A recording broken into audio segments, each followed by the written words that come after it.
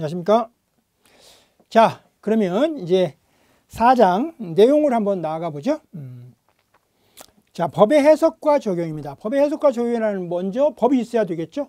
그래서 법의 존재 형식으로서 법원이 있고, 거기서 법원은 재판하는 법원이 아니었어요. 법이 뭔지 나한테 좀 보여줘봐 라고 했죠. 이제 보여주니까 그 법은 이제 효력을 가져야만 의미가 있을 거니까 3장에서는 법의 효력을 받고, 그 다음에 이제 그 효력이 있는 그 법원, 법의 존재에 대해서 내용을 한번 살펴보자. 그죠? 도대체 이 말이 무슨 의미인지를 살피는 거. 이게 바로 해석이죠.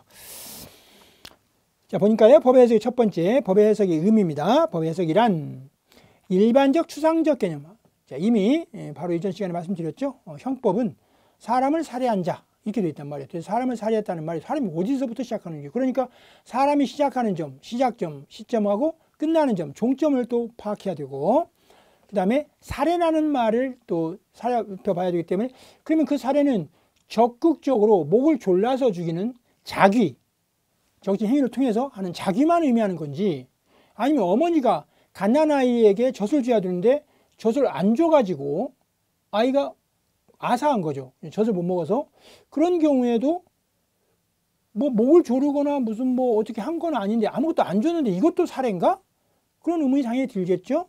그때 형법의 해석, 형법에 가면 이제 우리 6편의 형법이 있는데 그 형법의 해석에 가면 뭐라고 말하냐면 그 살해는 반드시 적극적으로 어떤 적극적인 행위를 통해서만 살해가 이루어지는 게 아니고 해야 할 어떤 행동을 해야 할, 즉 젖을 주어야 할 그 부모가, 산모가 아이에게 젖을 주지 않는, 즉 부작위, 행위를 하지 않는 부작위도 행위다, 이렇게 정의를 하게 된다는 거죠. 그렇게 그 살해라고 하는, 살해 행위라고 하는 행위는 그렇게 해석을 통해서 정해지는 거죠. 구체화되는 거죠. 자, 그 얘기입니다.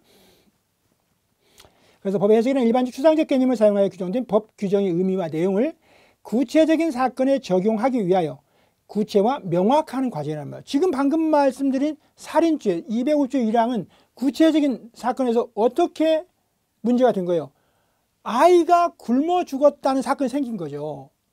서울특별시 중구 무슨 동 몇 번지에서 2023년 가령 6월 15일 오전에 한 아이가 죽은 상태로 발견됐습니다 라고 하는 구체적인 사건, 구체적인 사건이 발생됐고, 이때 과연 그 부모는 정말로 젖을 줘야 되는데도 불구하고 이 아이가 젖을 주지 않으면 죽는지 알면서 젖을 주지 않은 건지, 아니면 깜빡하고 젖을 주지 않은 건지, 그 부분을 해석해 봐야 한다, 이런 얘기입니다.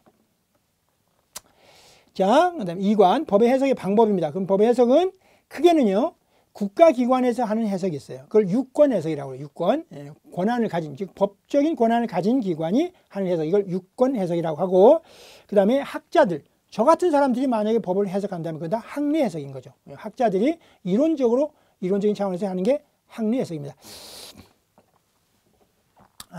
이제 차차 말씀을 드려 갈 텐데요. 여러분들이 가장 중요한, 지금 9개의 편으로 되어 있었죠. 9개의 편으로 되어 있는 우리 법학 그 개론 전체 출제 범위 내에서 4편이 민법이거든요. 그 민법까지 4편까지 이 출제가 22문제 정도가 출제가 돼요. 그러니까 55점, 이제 100점으로 40문제니까요.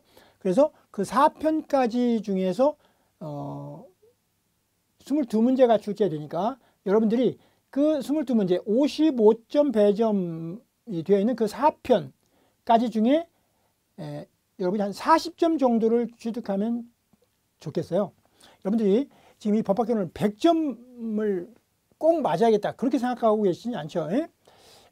그거는 그렇게 효율적이지도 않아요. 그러니까 앞에 4편까지 해서 한 40점 정도를 맞으시고요. 나머지 5편부터 9편까지, 5편이죠. 그 5편부터 9편까지 해서 그게 이제 45점 아닙니까? 앞에 거 55점이니까 그 45점, 100점, 18문제 중에 한 30점 정도 맞으면 어떨까 해요. 그러면 여러분들이 한 70점을 맞잖아요. 그러니까 여러분들이 뭐 꽈락 없이 6점 맞으면 되는 거니까. 그래서 법학개론에서 70점 이상 맞으면 괜찮겠어요. 뭐 잘 맞으면 80점도 맞으실 거고 또 뭐 90점도 맞을 수 있는데, 점수를 맞기 위해서 공부하는 건 아니란 말이죠. 점수를 맞기 위한 공부는 그게 그 점수만이 목표가 돼버리면 막 짜증나고 막 그럴 수가 있어요.